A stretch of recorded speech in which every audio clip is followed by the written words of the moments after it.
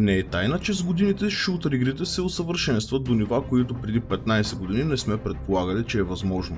Техники, механики, графики, озвучаване и куп други неща са се променили толкова много, че слагайки за сравнение игра излизаща през 2018 година и такава излязла през 2002 например, би било не просто неуместно, но и меко казано безмислено. Знайки точно за какво ще си говорим днес, смятам за важно да спомена, че от всички шутър игри, които съм играл в живота си, Battlefield ми е любимата серия такива.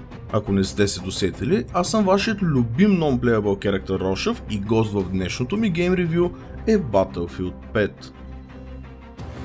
Battlefield 5 е шутър игра от първо лице, създадена от EA DICE и достигнала до нас благодарение на Electronic Arts.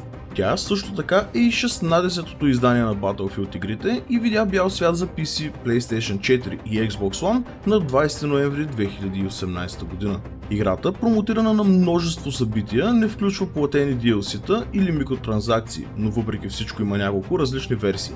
Тези, които имат Origin Access Premium Subscription на PC, получиха играта цели 11 дни по-рано, на 9 ноември, и ще получат с около 2 седмици по-рано спрямо хората с обикновено издание всяко допълнение за играта, което ще излиза. Тези пък с Deluxe Edition получиха играта с 5 дни по-рано и се очаква да получат всяко излизащо допълнение към играта с седмица по-рано от обикновеното издание.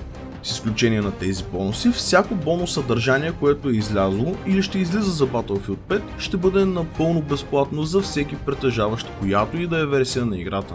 Действието на Battlefield 5 се развива по време на Втората световна война и е тематично продължение на базирана на Първата световна война и нейн предшественик Battlefield 1. Колкото до историята, точно както в предишната игра от серията, синглплеер кампанията е разделена на епизодични War Stories, 3 от които са достъпни от ден 1.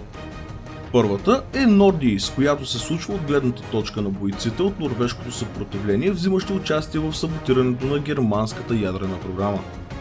Втората е Тиралер, която разказва историята на сенегалските тиралери по времето на операция Драгун, а последната е Under No Flag, която поставя играча в обувките на Били Бриджър, осъден банков обирджия и експерт по експлозиви, вербуван от специалните военноморски сили, за да вземе участие в операция Албумен.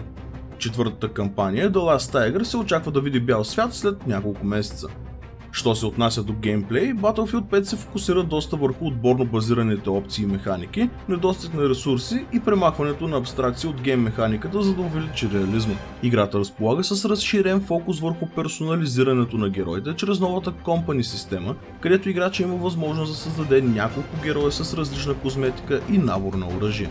Козметичните предмети и валута, предназначени за да се купуват други такива, се печели като минавате различни цели.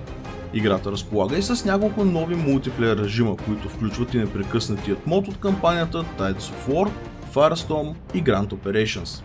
Grand Operations мода е разширение от Operations мода, с който се запознахме в Battlefield 1, която се фокусира върху това рундовете да се случват на няколко нива, симулирайки кампания от самата война.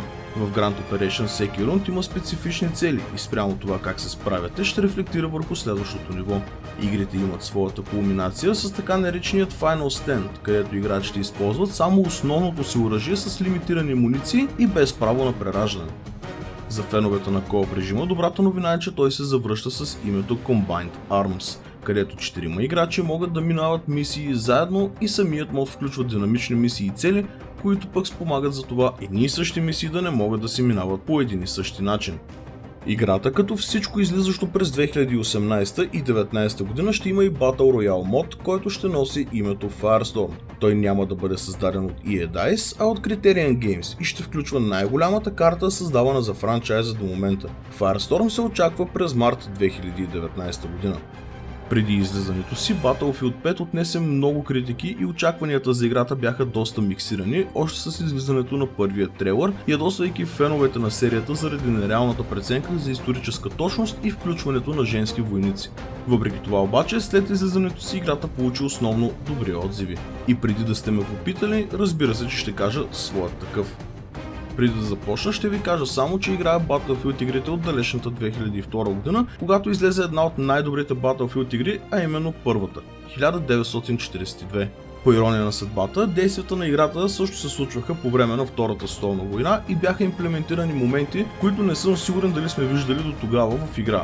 И лично за мен Battlefield 1942 промени представата ми за шутъри. С годините съм играл всяко едно заглавие. Да, дори онези небивалици като 2142 и Hardline.